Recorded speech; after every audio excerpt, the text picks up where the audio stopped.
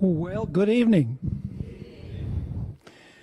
It's good to see so many of you out early in the evening on a Friday. I've been the husband of one wife, the same wife, for 43 years, as of December 23. She must have the patience of the saints. They say that she's ready for translation. Anyway, it's a real pleasure to be here with you. We've been planning this for more than a year, and now I have the privilege of being here.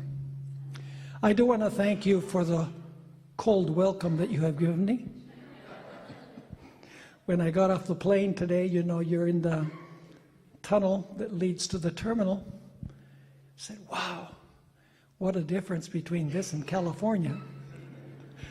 It's hard to remember what it's like. You know, I lived in New Jersey for many years, and I'm from Wisconsin. So you probably say, well, you should be used to the cold. But we've lived in California for the last 24 years. But anyway, I can feel the warmth in here. Now, we've had our prayer, and I want to share with you what we are going to study during the course of this evening and 3 sessions tomorrow. Plus, for those of you who speak the language of heaven, tomorrow night we'll have 2 sessions in Spanish. But really, we're going to speak English in heaven, because they say that Americans can't learn any other language. Anyway, we are going to study some very current events that are taking place in the world today. And most of what we're going to study is historical. We're not going to read a lot of verses from the Bible. You say, well, then it's not biblical preaching. Well, you know, you need to look at the Bible, and then you need to look at the fulfillment of what the Bible says. And there's one particular verse that is going to guide our study together. And that verse is Revelation chapter 13 and verse 3. I'm sure you're acquainted with that verse. It speaks about the beast, also called the little horn, also called the abomination of desolation, and the man of sin, and the king of the north, and so on.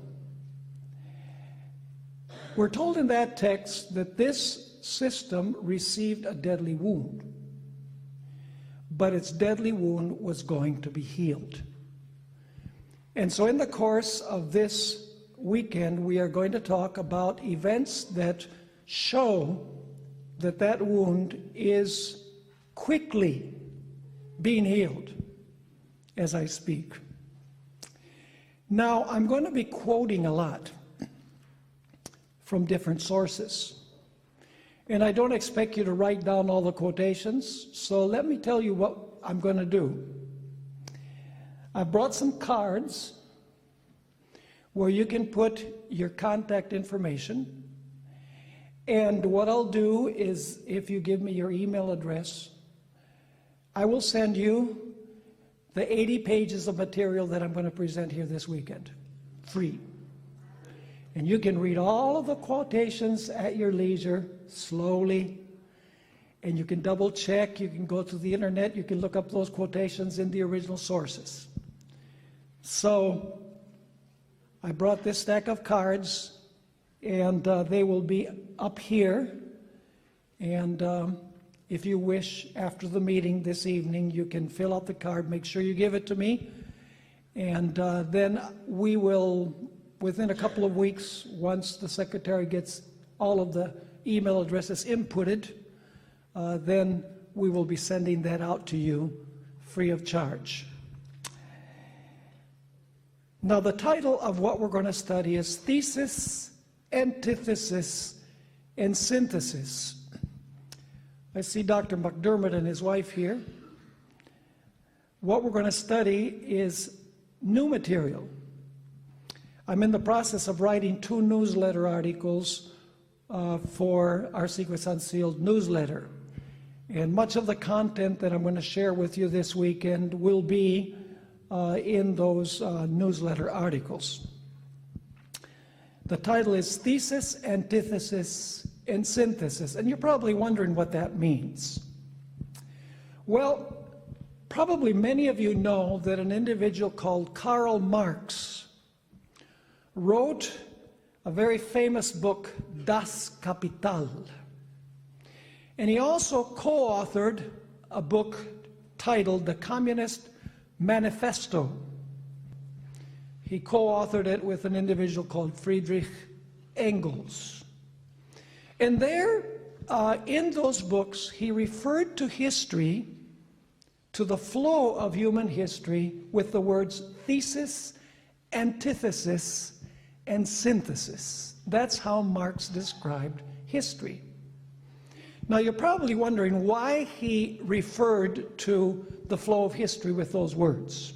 So I'm going to read you 2 definitions. One of them we find in the Encyclopedia Britannica, and the other one I got from the internet, from Wikipedia. And you know, Wikipedia isn't always accurate, so you have to check all of the other sources to make sure that their description squares with reality. But the Encyclopedia Britannica describes thesis, antithesis, and synthesis in the following way. All things contain contradictory sides or aspects. So all things contain, according to this, contradictory sides or aspects, whose tension or conflict is the driving force of change. Notice the conflict between the two is the driving force for change.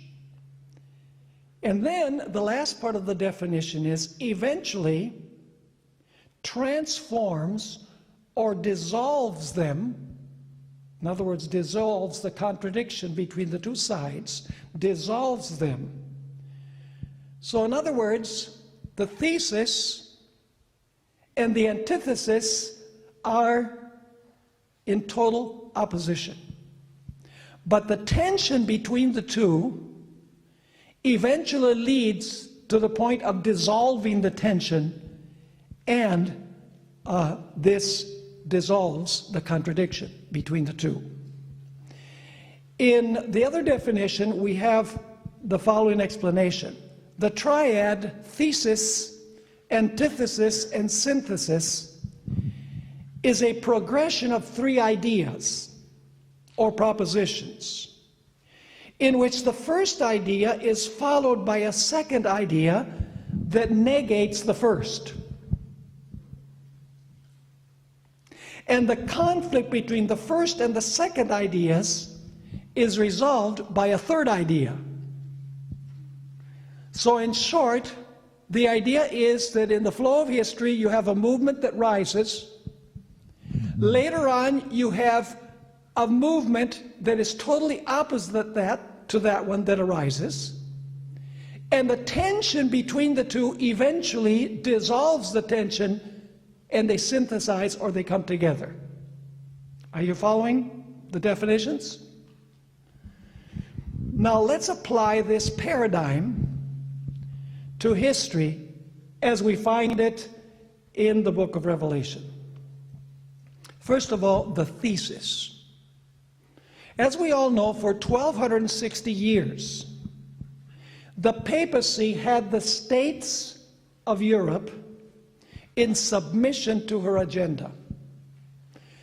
And historians have shown that the result of the papacy dominating the secular states was basically ignorance, illiteracy, poverty, disease, wars, and civil unrest. During this period, there was a privileged class. The privileged class was composed of the clergy and the aristocracy, primarily the king. During this period, the church forbade the reading of the Bible to the laity. And as a result, society was in constant upheaval. That is the thesis. Now, what is the antithesis to the papacy controlling the secular states of Europe for 1260 years? The antithesis is composed of two movements. The first movement is the Protestant Reformation that arose against papal authority. In other words, Protestantism was an antithetical reaction to the papacy. And then, of course, later on, from 1793 to 1798, the secular states, beginning with France, arose against the papacy. In other words, turned against the papacy. The French Revolution thinkers inspired the proletariat, that is the common people, the poor, the underprivileged, the ignorant, the illiterate, and the sick, to rise against the privileged clergy and against the aristocracy that had colluded with the church for a period of 1260 years, approximately. The French Revolution, according to historians, was the precursor of the secular governments of the world, separated from religion, and also of socialist Marxism. So that is the antithesis.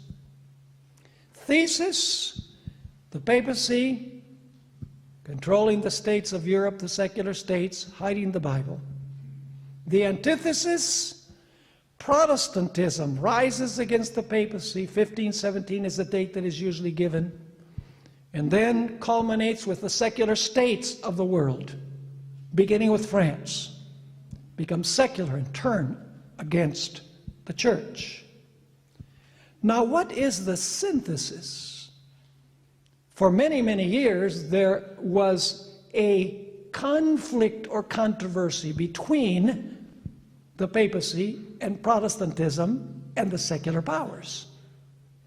The synthesis will take place at the very end of human history. I believe that we're seeing it as we study this weekend.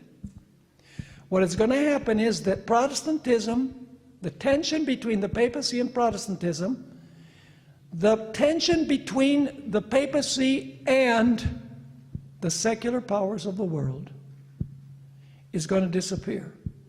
It's going to dissolve. And these three systems are going to synthesize or come together. The conflict will be resolved. Are you following me or not? Now let's begin studying this antithetical relationship between the papacy and the secular governments of the world, and I'm going to refer particularly to communism or socialism. Let's begin our study with the relationship between the papacy and the secular powers of the world during most of the 20th century. The Cold War, many of you are old enough to remember the Cold War. Oh, for those days, right? Because at that time you had East and West. Now you have everything in disarray. But anyway, the Cold War began in 1947. And shortly thereafter, more specifically 4 years later, in 1951, an Australian evangelist by the name of Lewis Weir wrote about the enmity between the papacy and communism or socialism. And I want to read that statement. It's in a little book called Before Probation Closes. I want you to notice what he says about the enmity between the papacy and communism during the period of the Cold War. I read, "The world knows that atheistic communism and domineering Romanism are today in a death fight." So what was happening in 1951? Communism and Romanism, which is a term that was used to describe the papacy, are today, that is in 1951, in a death fight. And then he brings a third entity into the equation. He wrote, we all know too that Protestantism is to Romanism as detestable an enemy as communism.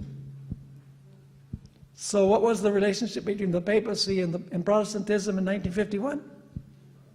Enemies.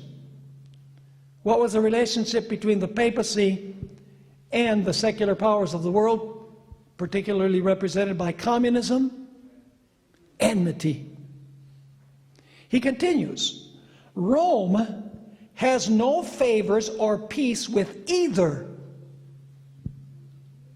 That is, with Protestantism or with communism or socialism. Today, by the way, it's called globalism. He continues, today, 1951, especially since Protestant democracies are at odds with Russia, so Protestantism was at odds with communism also.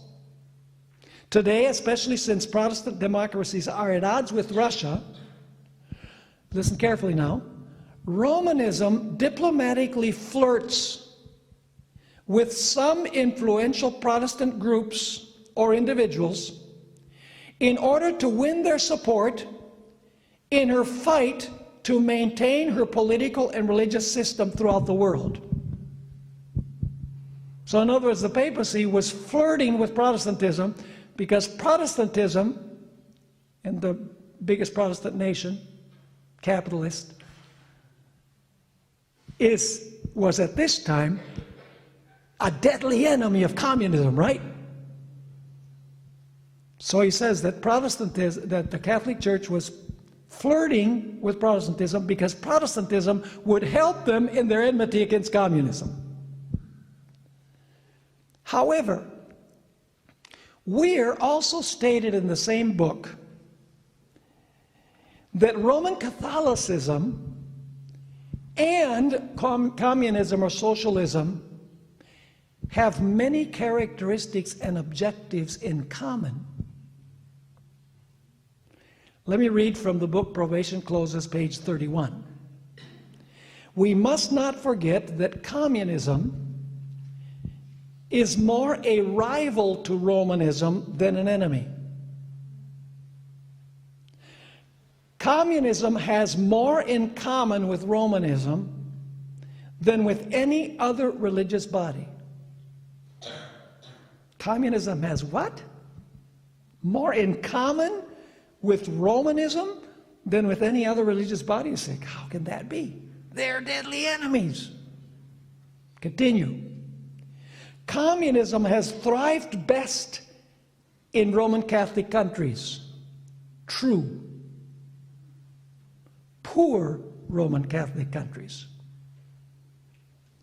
The quotation continues, Rome is therefore much more opposed to the political and international brand of communistic action than it is opposed to its atheistic doctrines.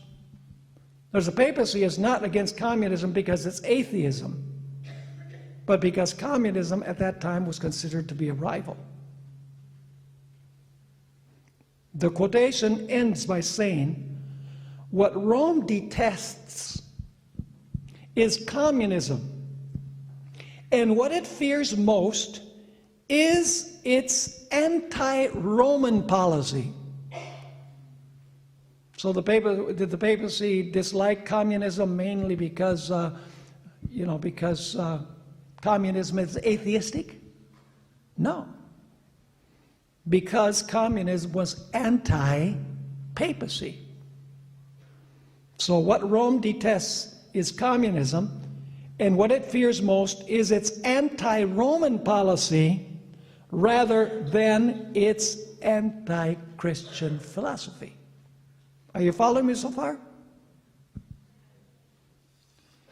So you say, what similarities are there between communism or socialism and the papacy?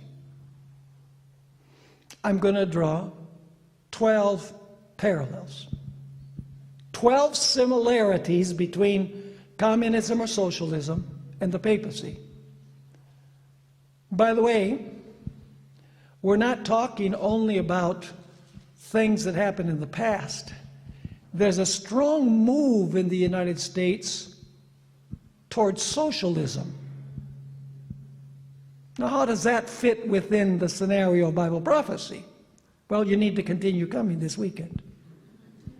There's one presentation that I'm not going to be able to make because we don't have enough presentations, and that is the role that Donald Trump plays in this whole equation. Donald Trump, ill-spoken, fickle as water, among other things, is presently the greatest obstacle that the Roman Catholic papacy has from implementing socialism on a global scale. And I'm going to share that with you a little bit later on. So let's examine the 12 similarities. First, both communism or socialism and Roman Catholicism are imperialistic. What do I mean by imperialistic? They want to establish a world empire. In 1990, a Roman Catholic Jesuit priest, whom I will be referring to quite frequently by the name of Malachi Martin. Have you ever heard that name? He published his best-selling book, which is a really interesting read. He was an intimate friend of John Paul II, by the way. Had almost direct access to him whenever he wanted. Very conservative theologically. And very anti-communist and pro-capitalist. Anyway, in 1990, he wrote his famous book, The Keys of This Blood. That's the title. The subtitle is, listen carefully, Pope John Paul II versus Russia and the West. How many powers are we talking about here? 3. What characterizes the countries of the West? Capitalism. So the subtitle is Pope John Paul II versus Russia and the West for control of the New World Order. So how many systems are struggling for control of the New World Order? 3. Communism or socialism, the papacy, and the capitalist countries of the West. On page 18 of his book, he wrote this, very interesting. You know, this is a book before its time. Ellen White says that the papacy can see the future on the basis of its experience in the past. It's not a prophetic movement. They can prophesy what's going to happen, but they can use the law of cause and effect to kind of suggest what is going to happen in the future. Notice what Martin wrote on page 18 of his book.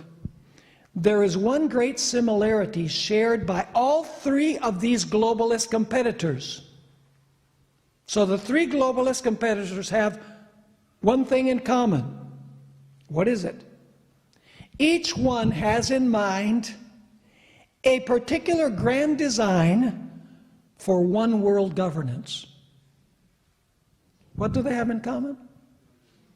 Each one wants to establish an empire that governs the whole world.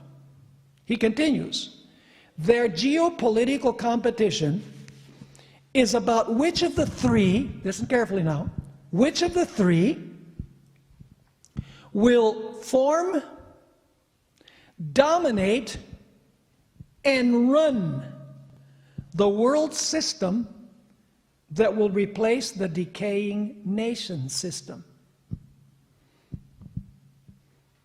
This brings to mind the Tower of Babel, which is another lecture that I could have presented here on this particular subject.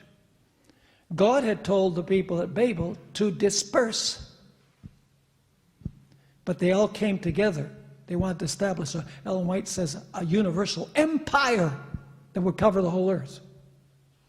So what God did was he confused their languages so that they would establish separate nations. Because it's much more difficult for evil to consolidate when you have many different nations than if you have everybody on the same page because they have the same language and the same culture. And so once again, their geopolitical competition is about which of the three will form, dominate, and run the world system that will replace the decaying nation system. And then Malachi Martin states that he knows exactly who's going to win. He says the papacy is going to win. And the reason he gives is that Jesus gave the keys of this blood to Peter and his successors. And the gates of hell will not prevail against the papacy. So he's stating the papacy is going to win this competition. Not communism or socialism, not capitalism. The United States is the primary example of that. And then on page 16, he writes something really scary. He wrote, "No holds barred," because once the competition has been decided, what competition? Between the three entities. By the way, have you ever heard read Ellen White's statement where she speaks about a final union between three powers? The papacy, Protestantism, and worldlings. Worldlings means secular.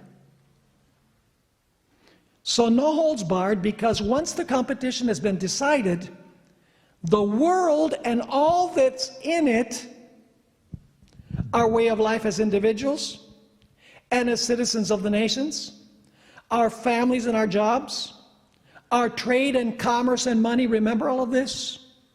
Our educational systems and our religions and our cultures, even the badges of our national identity, which most of us have taken for granted. In other words, MAGA, make America great again. America first. You know, that stands in the way of the objective of communism and the papacy as well. So once again, all of these things, our families, our jobs, our trade and commerce, our money, our educational systems, our religions, and our cultures, even the badges of our national identity,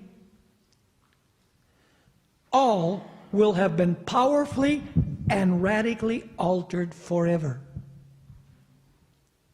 In other words, the whole purpose is to control families, jobs, trade and commerce, money, educational systems, religions, cultures. And he says all of this will have been altered radically forever. And then he states no one can be exempted from its effects. No sector of our lives will remain untouched. Nobody who is acquainted with the plans of these three rivals has any doubt but that only one of them can win. Interesting statement written back in the late 1980s, over 30 years ago, 32, 33 years ago.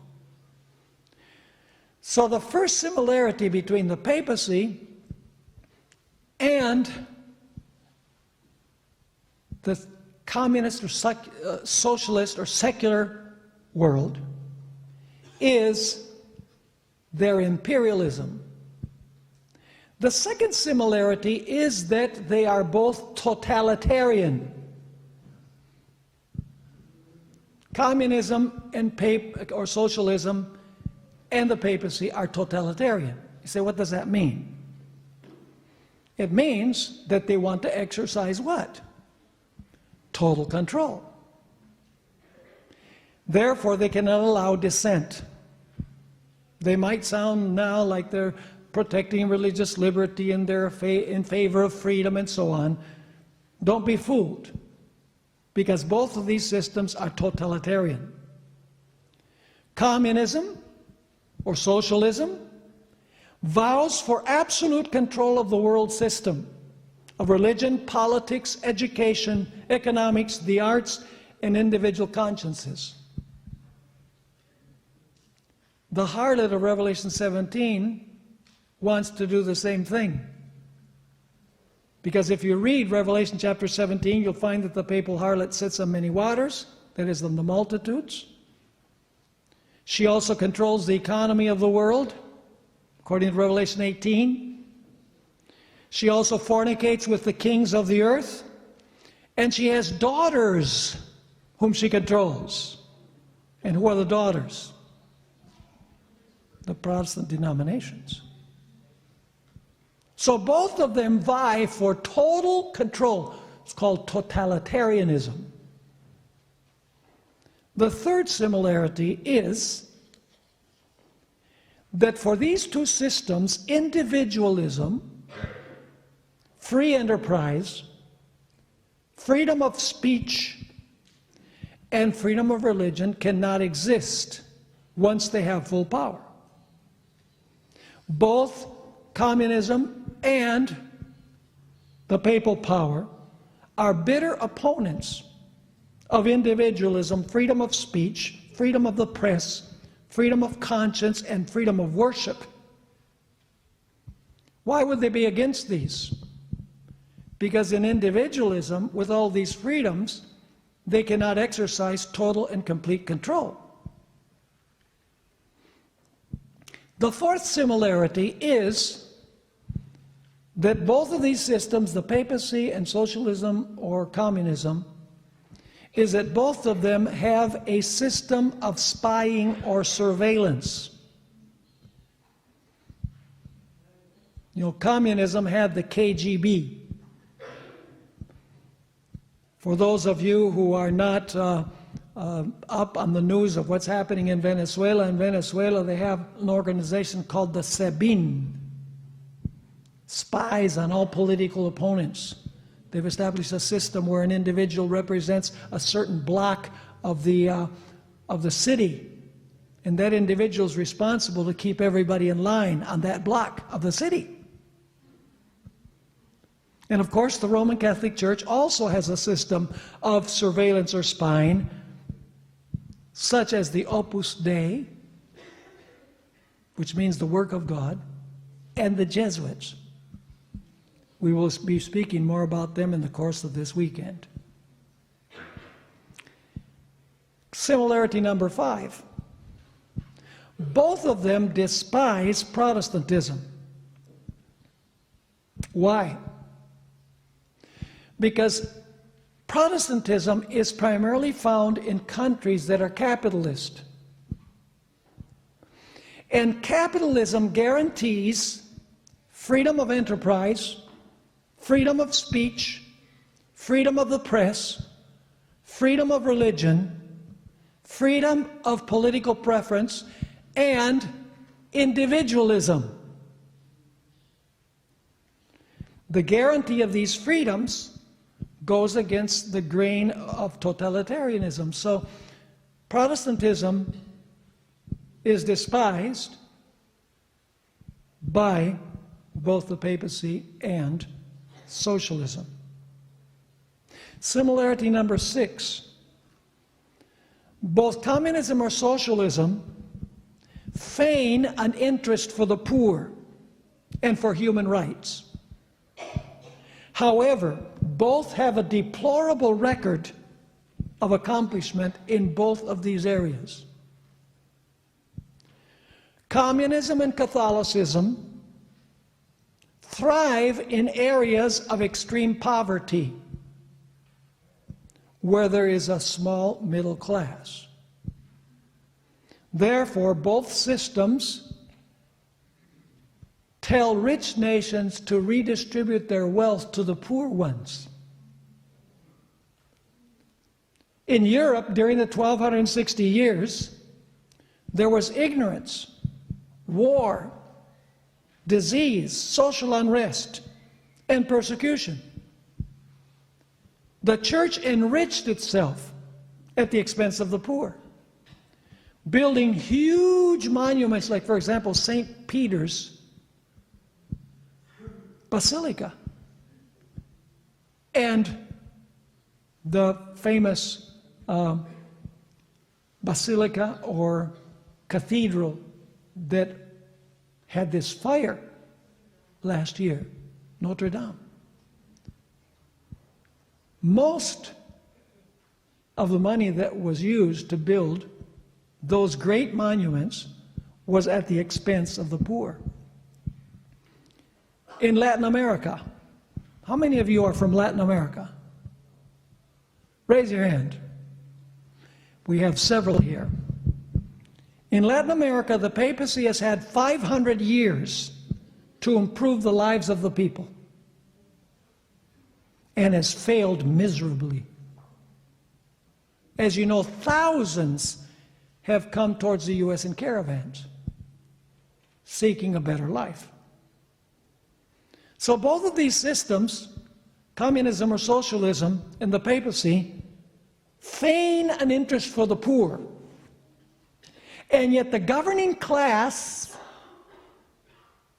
have a much higher standard of living than the common people. Both systems are also riddled with corruption.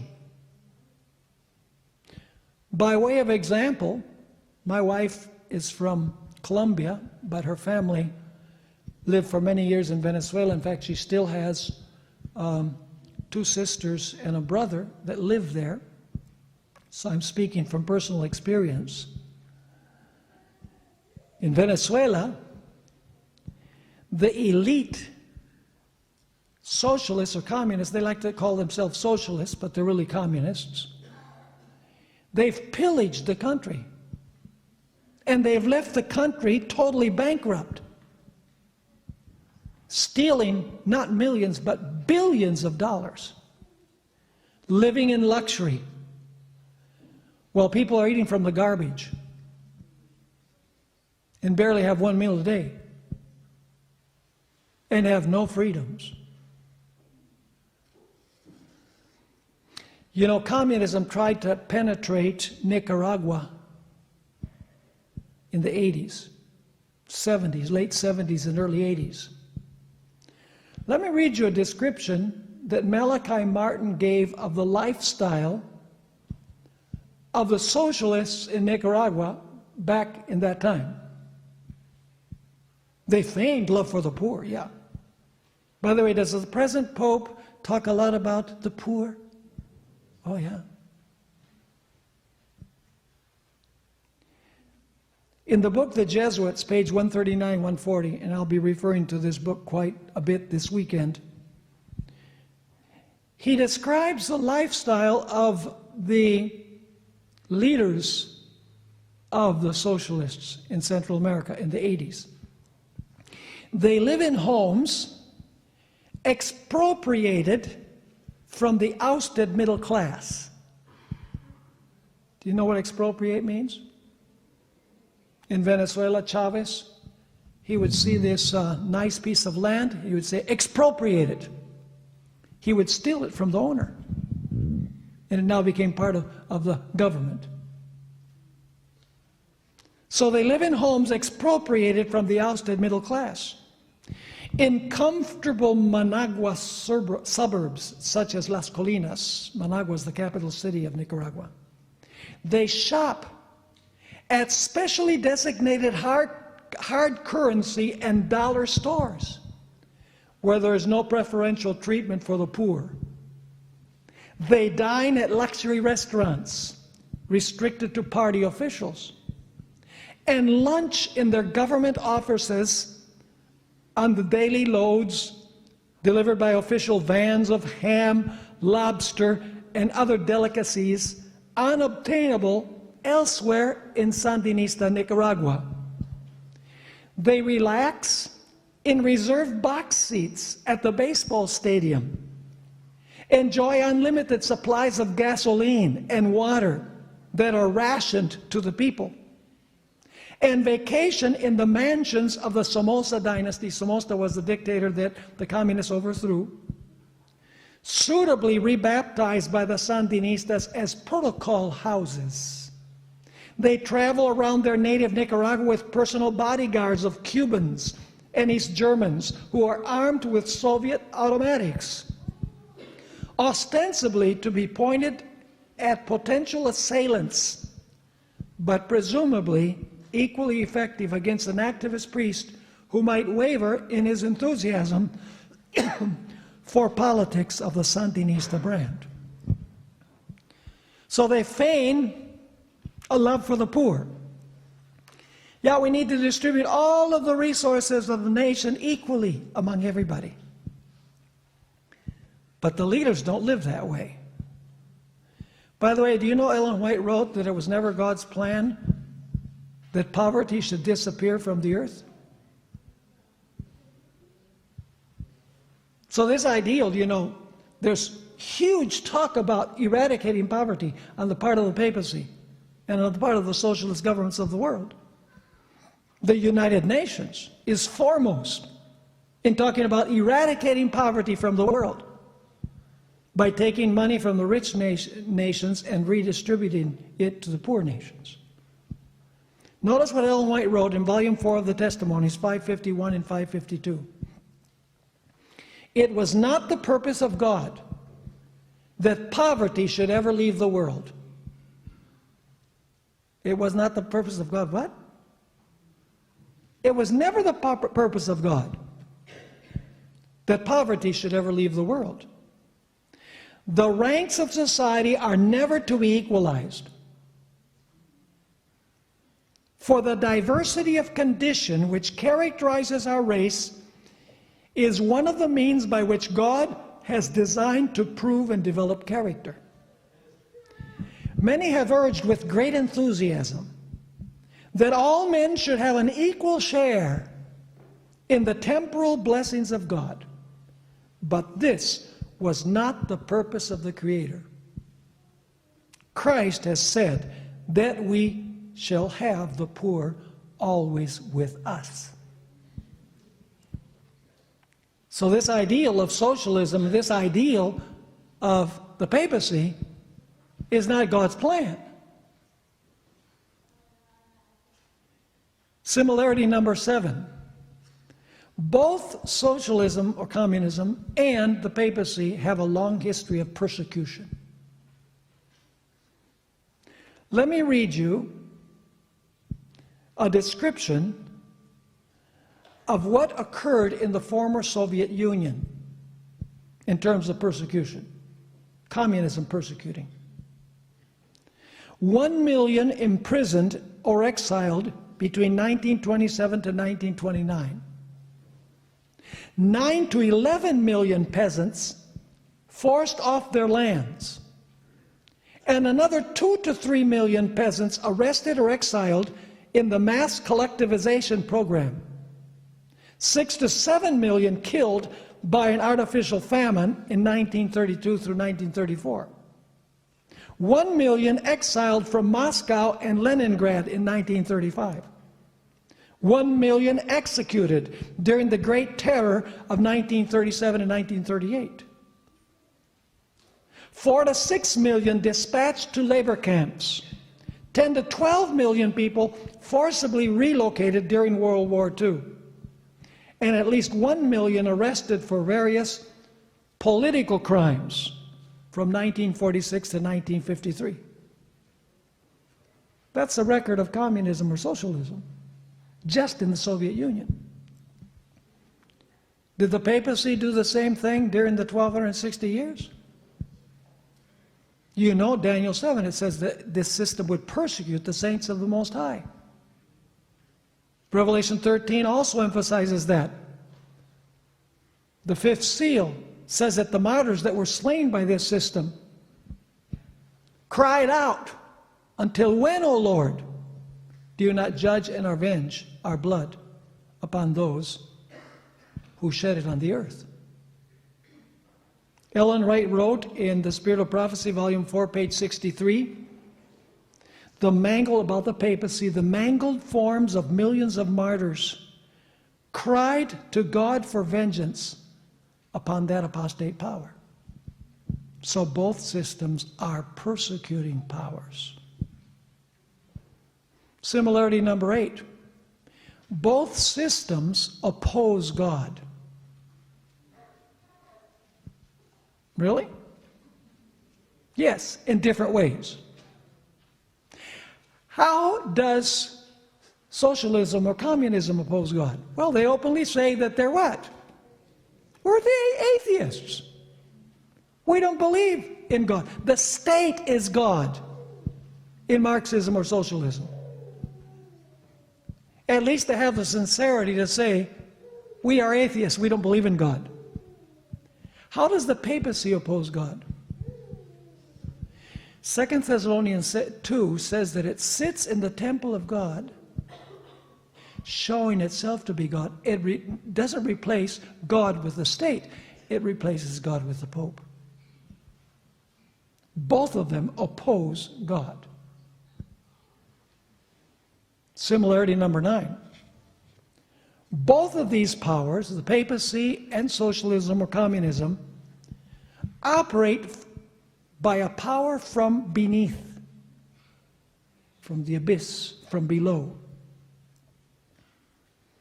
A satanic power that hates the Bible, despises the Bible. Did the papacy war against the Bible during the 1260 years? Absolutely. Did communism in its heyday also forbid the Bible and persecute those who had Bibles? You know that they did. Both of these systems arise from the bottomless pit, according to the book of Revelation. I want to read from Great Controversy 268 and 269, where Ellen White describes how a power from beneath controlled the papacy during the 1260 years, and how the power from beneath, the power of Satan, did the same in the French Revolution, which gives birth to communism or Marxism. This is how it reads. In many of the nations of Europe, the powers that ruled in church and state had for centuries been controlled by Satan through the medium of the papacy. So what happened during the 1260 years? Satan controlled the nations through the medium of the papacy. And then she speaks about Revelation 11, which speaks about when, in the French Revolution, did the French Revolution war against the Bible? Yeah, Revelation 11 says that it killed the two witnesses. Who are the two witnesses? The Old and New Testaments. So the papacy forbade the reading of the Bible on pain of death. Communism or socialism did the same thing. In France, Ellen White describes in this same statement, but here in Revelation 11 verse 7 is brought to view a new manifestation of satanic power. So there's an old manifestation of satanic power, that's the papacy, during the 1260 years, and then a new manifestation of satanic power, which is French, which wars openly against the Bible. Similarity number 10.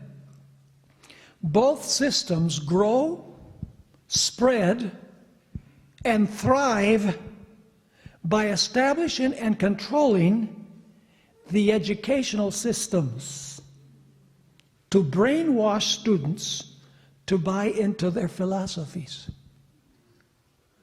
Do you know what's being taught in the universities of the United States of America? The secular public universities? Pure socialism is what is being taught. Does the papacy do the same in the schools that they have? Absolutely. Similarity number 11. And this might surprise you. We're going to discuss it more fully in the course of the weekend. Similarity number 11. Both socialism or communism and the papacy have embraced the evolutionary theory of beginnings. Interesting. Both believe and teach evolution as the origin of the universe and the origin of man.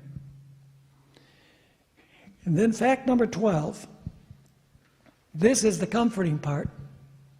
The book of Revelation explains that both of these systems will be overcome by the Lamb.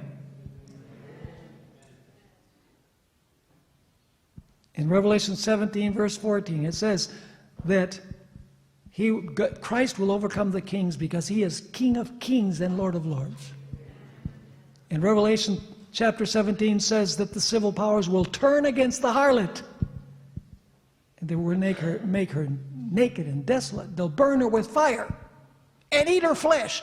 That's a way of saying that they're going to really be mad at her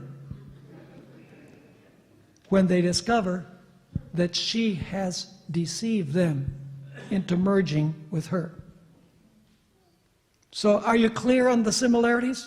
We're just setting the stage tonight. We need to know all of these details tonight for what we're going to be discussing in the 3 sessions tomorrow. Now let's talk about the papacy's world vision. The papacy's world vision. Because ultimately the papacy is going to be the catalyst that will overcome the tension between the papacy, Protestantism, and the secular powers of the world. What is the papacy's world vision? Since the times of St. Augustine, the Roman Catholic Church has two pillars that are the greatest theologians in its history. The first is St. Augustine. He died in the year 430 of the Christian era. And the other, St. Thomas Aquinas, who lived in the 1200s. Unrivaled theologians in the history of the Roman Catholic Church. But since the times of St. Augustine, the Roman Catholic Church has taught that the stone that hits the feet of the image of Daniel 2 is not the second coming of Jesus. You know, the stone hits the feet of the image and the stone becomes a mountain that covers the whole earth. We believe that that represents the second coming and Jesus establishing his everlasting kingdom at his second coming. From the times of St. Augustine till today, the Roman Catholic Church does not believe that in Daniel 2, the stone that hits the image is the second coming, and the mountain represents Christ establishing his kingdom, his eternal kingdom. They believe that the stone that hits the feet of the image and abolishes all of the nations represents the Roman Catholic papacy. And the view is that the papacy will take over the reins of the secular powers of the world and will establish a universal kingdom of peace on earth. Let me read you what Pope Benedict XVI had to say. By the way, how many times have you read or heard Pope Francis refer to the second coming of Jesus as the great hope for planet Earth? Never. Because that is not the Roman Catholic view. Neither is it the view of the United Nations or the socialist communist countries of the world. Their idea is that eventually, through human genius, through international treaties, etc., through a union of these three powers, there's going to be a universal kingdom of peace on earth. That to them is heaven. Notice what Pope Benedict wrote. Man's earthly activity, when inspired and sustained by charity, contributes to the building of the universal city of God, which is the goal of the history of the human family. Now, do you know what the name of the book is that St. Augustine wrote, stating that the stone that hits the image represents the papacy taking all the reins of power in the world? Do you know what St. Augustine called his book? The City of God.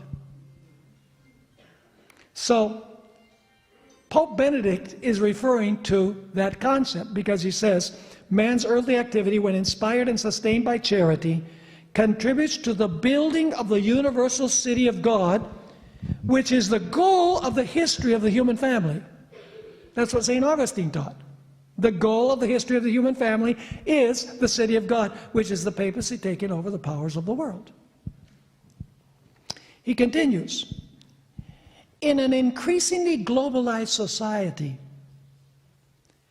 the common good and the effort to obtain it cannot fail to assume the dimensions of the whole human family. That is to say, the community of peoples and nations in such a way as to shape the earthly city in unity and peace, rendering it to some degree an anticipation and prefiguration of the undivided city of God. So his view is the view of St. Augustine. Not the second coming of Christ. No, not a millennium where you're going to have the earth without form and void and in darkness. No, no, no, no. The evolutionary theory says that the world is going to get better and better under the leadership of the papacy.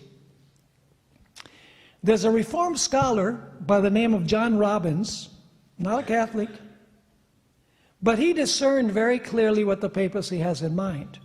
In 1999, he wrote a book called Ecclesiastical Megalomania. He warns about the aspirations of the papacy. This is what he wrote. He's not an Adventist. He's of the Calvinistic tradition. What the Roman Catholic Church state accomplished on a small scale during the Middle Ages is what it desires to achieve on a global scale in the coming millennium. What does the papacy want to do? What it did on a small scale in Europe during the 1260 years, it wants to do on a global scale. Remember, this book is being written in 1999. On a global scale in the coming millennium. You know, it's a sobering fact that when Jesus was on the Mount of Temptation, Satan offered Jesus all of the kingdoms of the world, and he refused them. But in the days of Constantine, Satan offered the papacy those same kingdoms, and the papacy accepted. That's the reason why Ellen White refers to the papacy, or the succession of popes, as they consider themselves vicegerents of God. What is a vicegerent? It is a person to whom has been delegated power to act in the place of another person. A vicar, in other words. So when the papacy accepted the political power and mingled it with the church, it accepted what Jesus rejected. It became the emissary of Satan. Jesus, what would have happened if Jesus had accepted? Jesus would have become what? The vicegerent of Satan. But he rejected them. So that's the papacy's world vision for the future. What is the biblical view of the end time? The biblical view is radically different. The Bible tells us that in the end time, the earth will grow old. I'm only going to give you the verses, Isaiah 24, 4 and 5. There will be earthquakes, famines, pestilence, social unrest, and wars. Matthew 24. That will lead to a tribulation such as never has been seen in the history of the world. The abomination of desolation will be set up, which is the Sunday law. And all nations will hate and persecute God's faithful people. That's the end time scenario. Toward the end of the Great Tribulation, 7 devastating plagues will fall upon the earth and reduce the planet to the way it was before creation week. Decreation. in other words. And during the 1,000 years, the earth will be without form and void, and in darkness, with no life. After the 1,000 years, Jesus will come with the New Jerusalem, destroy sin and sinners, and miraculously and supernaturally create a new heavens and new earth. That's the biblical view. Radically different than the Roman Catholic and the socialist view, like day and night. The papacy sees a brilliant future for planet Earth. In the view of the papacy, human ingenuity and international laws will help solve the problems that we have in this world. And as a result, God's kingdom on earth will be established. Let me read you what Pope Francis had to say in a speech that he gave to the United Nations, the 70th anniversary of the General Assembly of the United Nations. Listen carefully to what he says. Among other things, human genius. What does human genius mean? In other words, human intelligence, human wisdom. Among other things, human genius, well applied, will surely help to meet the grave challenges of ecological deterioration and of exclusion of the poor. So according to the papacy, the world will be able to resolve its problems. Human genius will resolve the problems that we presently have. Everybody will come together. And then the city of God will have been built here on earth with the papacy as a moral voice.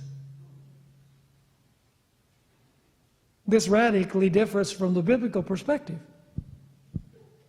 The biblical perspective tells us that we are strangers and pilgrims on this earth, and that the heavenly city is our home. Hebrews 11, verses 13 through 16. The Apostle Paul said, our citizenship is in heaven, from where we expect Jesus to come. By the way, this is the reason why I believe in the book of Revelation.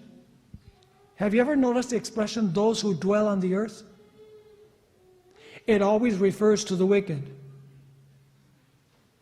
The wicked are earth dwellers. This is their permanent home. This is where they focus their hope. Now, just allow me a few extra minutes here. Is that okay? Now, in order to be successful in implementing this vision, the papacy has to work on two fronts. In order to be successful in implementing its world vision, the papacy has to work on two fronts. First, the papacy must get the socialist, globalist, communist powers of the world to feel safe with the papacy. In other words, to get them to merge with the papacy. And you know, as Adventists we say, one of the great signs of the end is that Protestants are going to unite with the papacy. Let me say that there's something else that is even more important from the papal perspective, and that is the papacy needs to get the secular powers of the world to buy into her agenda. Because the deadly wound, folks, the deadly wound was not given to the Roman Catholic Church as a church. Let me ask you, in 1798, when the Pope was taken prisoner, were all the Roman Catholic churches shut down? Or did people keep on taking their children to be baptized, their babies to be baptized? Yes. Did they continue going to partake of the Eucharist? Yes. Did they continue going to confessional? Yes. The deadly wound is not that the Roman Catholic Church was going to cease to exist as a church. The deadly wound is that the civil power of the papacy would be removed. So what does the papacy have to do in order to be successful? It has to get the secular powers to buy into it again and to implement its agenda. Are you with me or not? So the first thing that the papacy needs to do to recover its power, to fulfill its world vision, is to get the secular powers of the world to trust her again. I don't know how our politicians, they must not be reading history.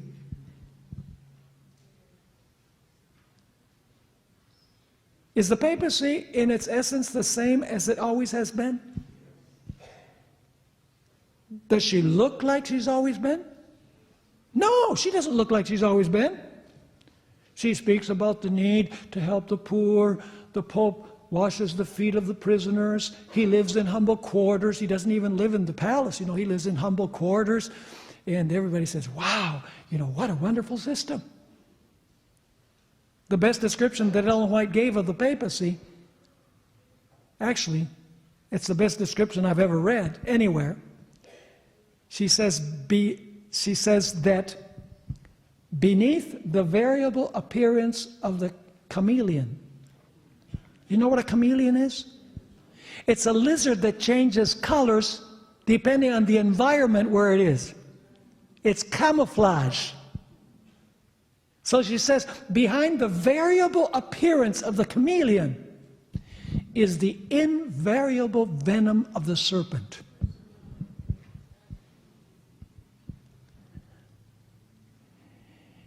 The papacy is the same papacy with makeup and jewelry on to deceive the kings of the earth, just like the harlot deceived Samson. Notice what the Jesuit Malachi Martin wrote in his book, The Jesuits. I'm going to refer a lot to this book tomorrow. In fact, I would recommend that you read it. Not because we accept everything that he's saying, but 32 years ago, he was already predicting what's happening today. Not because he's a prophet, but because the Roman Catholic Church has been around for almost 1700 years. So they have all the experience to know if this happens, we know that this is going to happen. He wrote, speaking about the socialists and the papacy, the aim of both, the Jesuits, particularly the Jesuits in the papacy, and the socialist or the globalist, he says the aim of both is to establish a socio-political system affecting the economies of nations. So what do they want to do, both socialism and the Jesuits and the papacy? They want to establish a socio-political system affecting the economies of nations. How? By a thoroughgoing redistribution of Earth's resources and goods. Redistribute the goods. And in the process, to alter, listen carefully, to alter the present governmental systems in vogue among nations. Notice what Pope Francis spoke to the Pontifical Academy of the Sciences about his new agenda. In both the encyclical Laudato Si, you know what Laudato Si is, right? It's the Pope's encyclical on the environment, caring for our common home. Every Adventist should read that. There's a lot of good stuff in it. See, I believe there is climate change. And that as Adventists, we should be the foremost in caring for nature. Because we believe God was the creator. We need to take care of what God created. The problem is the agenda behind it. By the way, there is climate change. But the main reason is not fossil fuels. What was the greatest climate change in the history of the world? The flood. And the reason is they were using too many fossil fuels before the flood, right?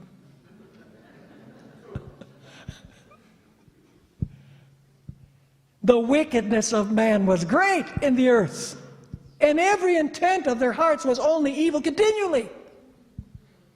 That's the reason why these disasters are increasing. Can you think of another occasion where there was drastic climate change? How about the days of Elijah? Man, Elijah was using too much air conditioning. No!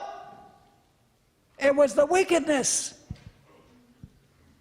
that led to 3.5 years of drought. So the Pope said to this Pontifical Academy of the Sciences, in both the encyclical Laudato Si and in the address to the members of the diplomatic corps this year, now listen to his agenda, I drew attention to the global challenges facing humanity. Now, what are the global challenges facing humanity according to the Pope? Such as integral development, peace, care for our common home, climate change, poverty, war, migration, human trafficking, organ trafficking, the protection of the common good, and new forms of slavery. Interesting talking points. By the way, any mention here of LGBTQ? Any mention of abortion? Any mention of euthanasia? Any mention of gay marriage? Those were the topics that John Paul II and Pope Benedict addressed almost exclusively. Talking points are totally changed now. Why? We'll study that more tomorrow. Now, give me 10 minutes more, and we'll finish. What talking points does the papacy have in common with the United Nations and the socialist globalist powers of the world? Is the papacy speaking the same language as the United Nations? Yes. First, the need for the world to come together to address what is perceived to be an urgent problem, climate change. Is the papacy foremost in discussing the issue of climate change? Absolutely. The encyclical is the gold standard, not only for the church, but also for the state. Second, the United Nations, as well as the papacy, are talking about the need for open borders of all Western countries with no restrictions or walls. The papacy is behind that. And the socialist powers of the world are behind that. What is the objective of this? The objective is for these nations to lose their national identities, to facilitate the globalist and internationalist agenda. Because when you have a large influx of immigrants that are not acquainted with the history of the nation and so on, the national identity becomes diluted.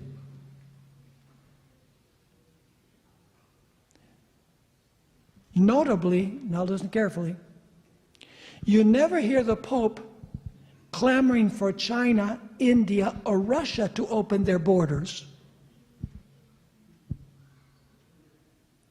Any of you ever heard him say, China, open your borders, you have only Chinese there? Or Russia, open your borders. Or India, open your borders. Never. Who are the ones that are supposed to open their borders? The Western nations. The Pope focuses only on the Western capitalist countries. By the way, how many refugees has the Vatican received?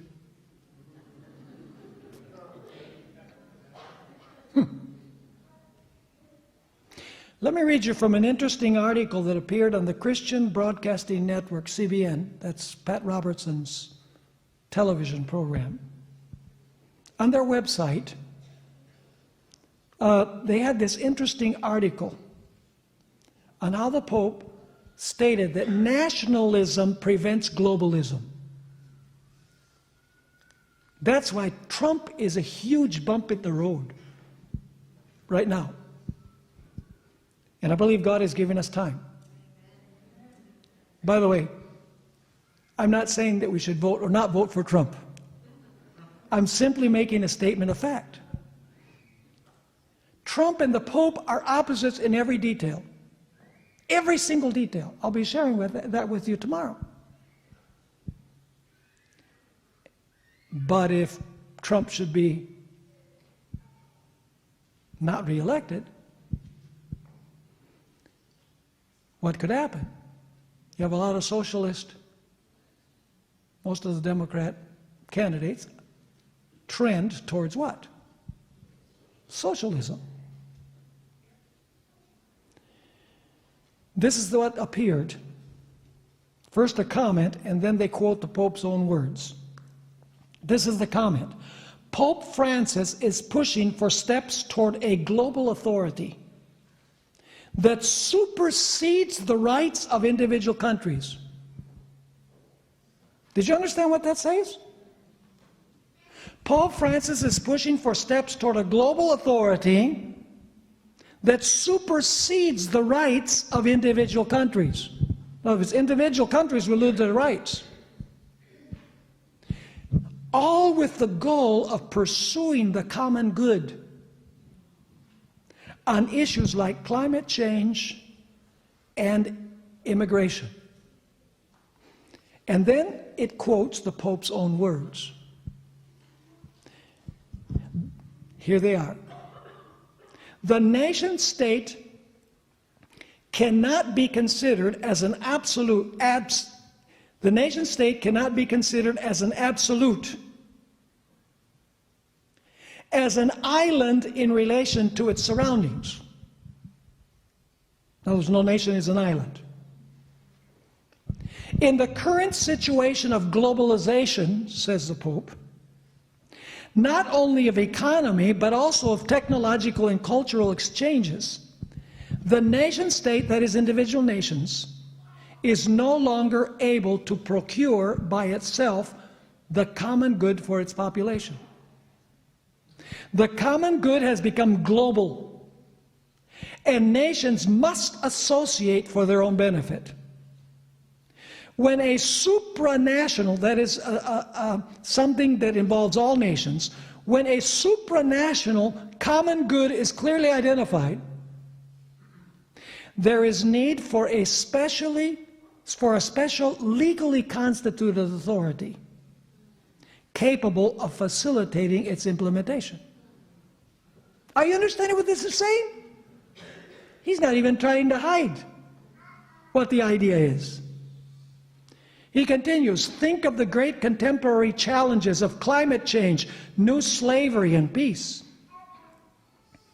Then he states, the Church observes with concern the re-emergence almost everywhere in the world of aggressive currents toward foreigners, especially immigrants, as well as that growing nationalism which neglects the common good.